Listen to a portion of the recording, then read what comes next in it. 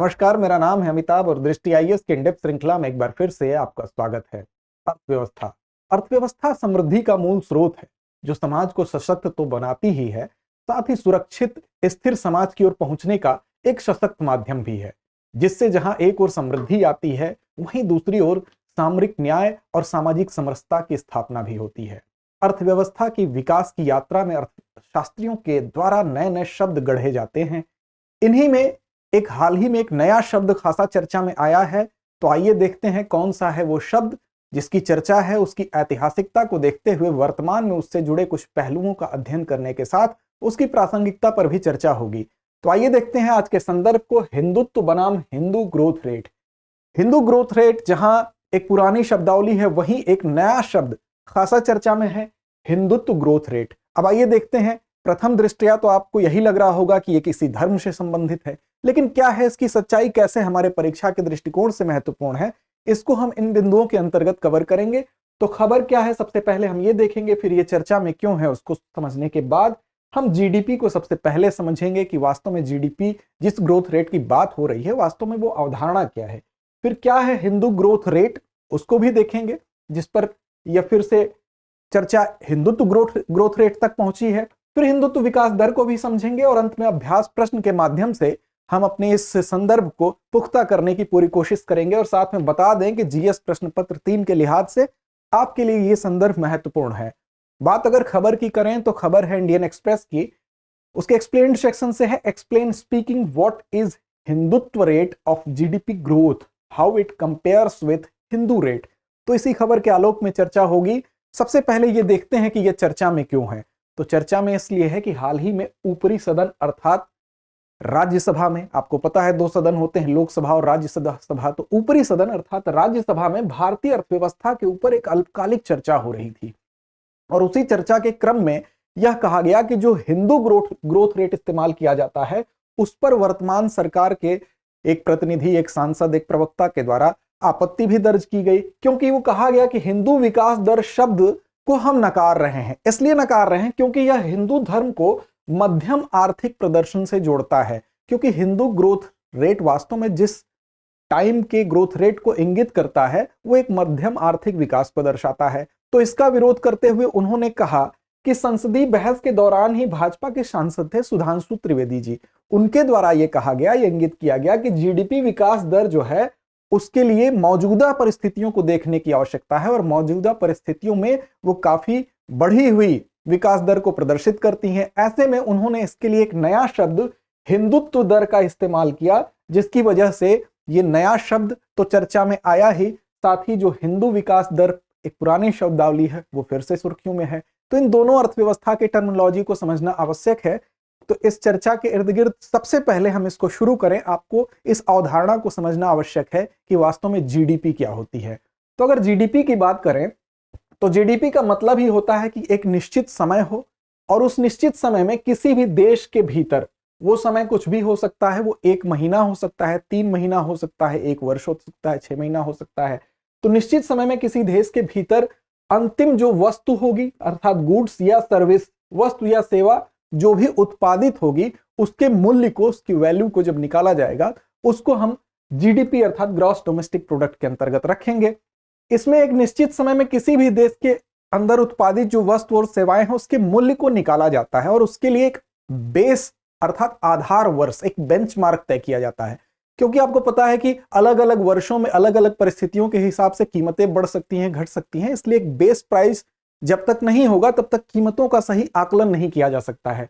इसको आप कुछ इस प्रकार समझें, जैसे मान लीजिए कुछ वर्षों का हम उदाहरण लें, जैसे मान लीजिए 2017 हो गया, 2020 हो गया और 2023 हो गया।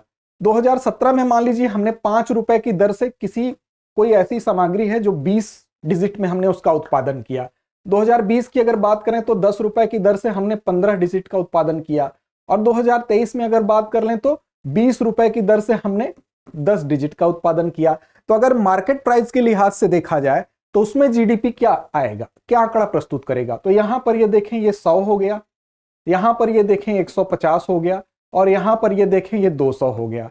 इस लिहाज से तो आपको लगेगा जो जीडीपी है अगर मार्केट प्राइस के हिसाब से देखा जाए तो सर्वाधिक आपको वर्ष 2023 में दिखाई देगा। लेकिन जब बेस आधार वर्ष अर्थात जो बेंचमार्क तय कर दिया जाएगा, मान लीजिए बेंचमार्क 2017 का तय कर दिया गया, तो इसमें जो रेट है ये 5 रुपए की दर है। अब 5 रुपए की दर ही सब वर्षों में लागू होगी, तो इस लिहाज से जो एक्चुअल प्राइस निकलेगा वो क्या होगा, तो यहां पर आप देख लें 2017 की अगर बात कर लें तो 100 हो जाएगा, यहां पर अगर बात कर लें तो 50 हो जाएगा, और 23 में बात कर लें तो 100 हो जाएगा। तो इस लिहाज से देखें तो ये आंकड़ा पहले के आंकड़े से बिल्कुल जुदा होगा। ऐसी कंडीशन में हम देखें तो इसका और इसका अगर जीडीपी कहें तो दोनों समान स्तर पर आ गया, जो कि पिछले आंकड़े में मार्केट प्राइस में बिल्कुल असमान स्तर प्रदर्शित कर रहा था। तो इसीलिए आधार वर्ष की परिकल्पना यहां पर लगाई गई, और वर्तमान में जो आधार वर्ष है वो 2011-12 आधार वर्ष के रूप में माना जाता है जीडीपी के आकलन के लिए। समय समय पर इसमें परिवर्तन किया जाता है, इसमें परिवर्तन की मांग फिर से चल रही थी, तो ये एक अलग विषय है। अब इसी जीडीपी के आलोक में हम समझते हैं कि जो जीडीपी के हिंदुत्व विकास दर की बात की गई है माननीय सांसद महोदय के द्वारा, तो वो क्या है। उन्होंने ये कहा कि पहले भारत की अर्थव्यवस्था को लेकर मजाक उड़ाया जाता था, और ये कहा जाता था कि 2% से अधिक ये बढ़ ही नहीं सकती, इसमें वृद्धि हो ही नहीं सकती। यहां तक कि ब्रिटिश कुछ विद्वानों ने तो यह भी कहा था जब भारत आजाद हुआ था कि भारत जो है एक राष्ट्र के रूप में कभी जीवित रह ही नहीं सकता है। तो इस मजाक को झुठलाते हुए उन्होंने वर्तमान समय का उदाहरण दिया और कहा कि इस वर्ष की जो वार्षिक जीडीपी की वृद्धि दर है जरा उस पर नजर डाली जाए।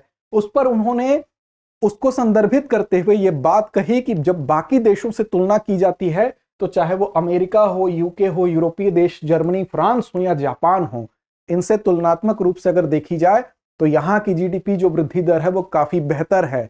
और आईएमएफ के अक्टूबर 2023 के आंकड़े की भी बात होती है, वहां यह कहा जाता है कि भारत की जीडीपी उसमें 6.3% दिखाई गई है।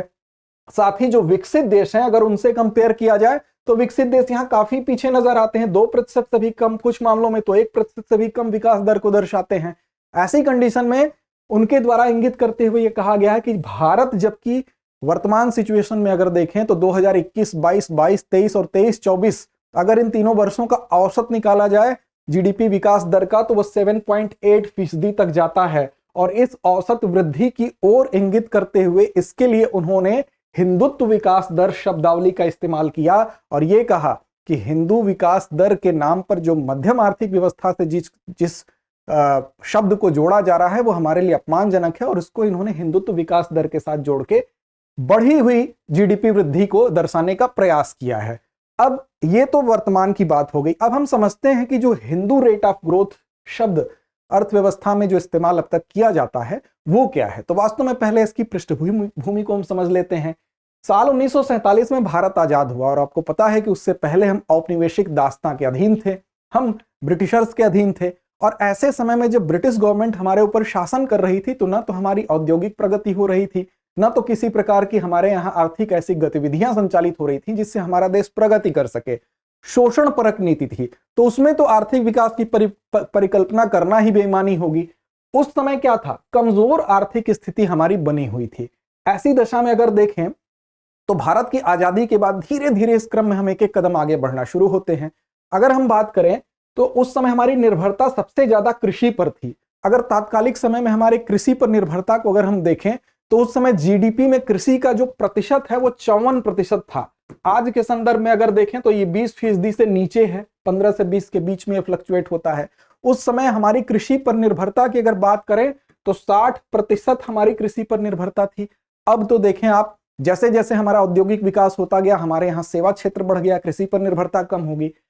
ढांचागत सुविधा की अगर बात करें तो इंफ्रास्ट्रक्चर के मामले में रेलवे को अगर छोड़ दिया जाए तो रोड के मामले में हम बहुत पिछड़े थे। इंफ्रा के नाम पे कुछ था ही नहीं। रेलवे का भी विकास इसलिए था क्योंकि उनको अपना विकास करना था, उन्होंने अपने फायदे के लिए इसका इस्तेमाल किया। आजादी के पहले अगर विकास दर के आंकड़े पर अगर आप नजर डालें तो आपको 1901 से लेकर अगर आप बात करें 1901 से 1947 तक अगर इस आंकड़े की बात करें तो यह 0.8% अर्थात 1% से भी कम का आंकड़ा दिखाई देता है। और अगर और पहले हम औपनिवेशिक कालखंड को सम्मिलित कर लें 1847 से लेकर अगर 1947 के कालखंड को ले लें तब तो ये केवल 0.55% तक सीमित हो जाती है। इस बात से आप आंकड़ा लगा सकते हैं कि हमारी आर्थिक प्रगति कितनी बाधित थी, कितने पिछड़े हुए स्थिति में थी। तो ऐसे सिचुएशन में जब हम आजाद हुए, भारत आजाद हुआ, तो उसके बाद उन तमाम चुनौतियों का सामना करने के साथ धीरे धीरे हम विकास पथ पर आगे बढ़ते हैं। लेकिन 1950 से 1980 का जो दशक है, वहां पर अर्थशास्त्र में जो विकास की दर है, वो विकास की दर स्थिर तो जरूर रही, लेकिन वो कम रही, बहुत ज्यादा नहीं रही। हालांकि जब हम परिस्थितियों से तुलना करते हैं और बाकी चीजों को देखते हैं तो तात्कालिक समय में वो रेट कम नहीं था, लेकिन अब जब हम विकास की ऊंची ऊंची दरों को देखने लगे हैं तो ऐसे में कंपैरिजन करने पर वो कम प्रतीत होता है। उस समय साथ ही कुछ अन्य विकासशील देश जो पड़ोसी थे, उनसे भी तुलना करने पर थोड़ी वो दर कम थी, इसलिए भी इसकी आलोचना बाद में होने लगी, क्योंकि दक्षिण कोरिया, ताइवान और हांगकांग जैसे देशों से भी वो रेट काफी कम था, जो 4% की जीडीपी दर से भी थोड़ा सा नीचे ही था, 3.5 से 4 के बीच में था। अब ऐसे में प्रोफेसर राजकृष्ण थे। प्रोफेसर राजकृष्ण बेसिकली अर्थशास्त्र के जानकार थे, कृषि वैज्ञानिक थे, और ये दिल्ली और शिकागो विश्वविद्यालय में अध्ययन किए, दिल्ली स्कूल ऑफ इकोनॉमिक्स में प्रोफेसर भी रहे, और इनके द्वारा बाद में रोम में इनकी मृत्यु हो गई थी। तो प्रोफेसर राजकृष्ण के द्वारा 1978 में 1950 से 80 के दशक के दौरान जो ग्रोथ रेट थी, उसके लिए जो शब्दावली इस्तेमाल की गई, वो शब्दावली हिंदू ग्रोथ ऑफ रेट के नाम से जानी जाती है। और इस खास शब्दावली की हालांकि कुछ लोगों ने आलोचना भी की, ये विवादास्पद भी रहा, क्योंकि ये दर्शाता है कि जो धीमी विकास दर है वो आर्थिक नीतियों और संरचनात्मक मुद्दों को दरकिनार करते हुए बल्कि सांस्कृतिक और धार्मिक कारकों का परिणाम बता दिया गया। तो ऐसे लिहाज से इसकी आलोचना भी हुई। साथ ही अगर देखें तो वर्तमान में भी आर्थिक मंचों और एकेडमिक और पॉलिसी मेकिंग के लेवल पर इस शब्दावली का इस्तेमाल होता रहा है। तो ये इसका मूल रूप से प्रचलन 1978 में प्रोफेसर राजकृष्ण के उद्बोधन के बाद शुरू हुआ। अब वो कौन सी ऐसी परिस्थितियां थी, उन पर भी एक बार विचार करना आवश्यक है। वास्तव में उस समय औद्योगिकरण की जो गति थी वो बहुत धीरे थी। कारण क्या था वो आपको भी पता है, क्योंकि हम तुरंत औपनिवेशिक दास्तां से मुक्त हुए थे। वहां क्या हुआ कि कृषि जो है वो बहुत स्थिर गति में थी, उसमें बहुत ज्यादा इन्वेस्ट नहीं हो रहा था, और इन्वेस्ट ना होने के कारण कृषि में कोई ऐसा इनोवेशन नहीं हो रहा था। कृषि व्यवस्था में बहुत ज्यादा, जैसे आज सब्सिडी मिलती है और तमाम चीजें हैं, नए नए अत्याधुनिक यंत्रों का इस्तेमाल होता है, वो सारी चीजों से हम महरूम थे। साथ ही समाजवादी आर्थिक मॉडल था। समाजवादी आर्थिक मॉडल में क्या होता है कि जो केंद्र सरकार हम कह लें, उसके हाथ में, उसके माध्यम से समाज का कल्याण होता है, मतलब व्यवस्था की कमान जो है उसके पास रहती है। साथ ही वहां पे लाइसेंस राज था, लाइसेंस के माध्यम से काम होता था। ऐसी कंडीशन में जो इनोवेशन है और जो एंटरप्रेन्योरशिप है, अर्थात नवाचार और उद्यमशीलता, ये दोनों बाधित हो रही थी। इसके अलावा अगर बात करें तो जो सार्वजनिक क्षेत्र था अर्थव्यवस्था पर हावी था। जो ओपन मार्केट हम का कॉन्सेप्ट कह रहे हैं वो तो था नहीं। तो सार्वजनिक क्षेत्र की अर्थव्यवस्था पर हावी होने का परिणाम ये था कि सार्वजनिक क्षेत्र कोशिश कर रहा था कि घरेलू उद्योगों को हम ऊपर उठाएं, और घरेलू उद्योगों को उठाने के लिए उसने जो पॉलिसी अपना रखी थी, उस पॉलिसी के तहत उसने विदेशी प्रतिस्पर्धा से बचने के लिए और घरेलू उद्योगों को पोषित करने के लिए बाहरी कंपनियों का आना उतना यहां पर परमिटेबल नहीं था। तो इसके लिए क्या हो रहा था कि विदेशी निवेश का भी अभाव हो रहा था। बाहरी कंपनियां नहीं आ रही थी तो प्रतिस्पर्धा भी नहीं थी। साथ ही अगर देखें तो ये वातावरण जो था ये विदेशी निवेश के लिए अनुकूल नहीं था। ये कुछ ऐसे कारण हैं जिसकी वजह से हमारा जो ग्रोथ रेट है वो बहुत ज्यादा बढ़ भी नहीं सका। और तात्कालिक समय में कुछ एक ऐसे कारण भी थे जिसके द्वारा ये ग्रोथ रेट अचानक नहीं बढ़ाया जा सकता था। हालांकि सरकार द्वारा इसके लिए पुरजोर प्रयास किया गया। 1964 तक जवाहरलाल नेहरू जी की सरकार थी। तो कुछ लोग क्या कहते हैं कि इसको नेहरूवियन रेट ऑफ ग्रोथ की संज्ञा भी देते हैं। हालांकि बहुत हद तक ये सही नहीं है, क्योंकि ये पूरा टर्म जो इस्तेमाल किया गया है 50 से 80 के लिए इस्तेमाल किया गया है, जबकि नेहरू जी का कार्यकाल 64 तक ही रहा।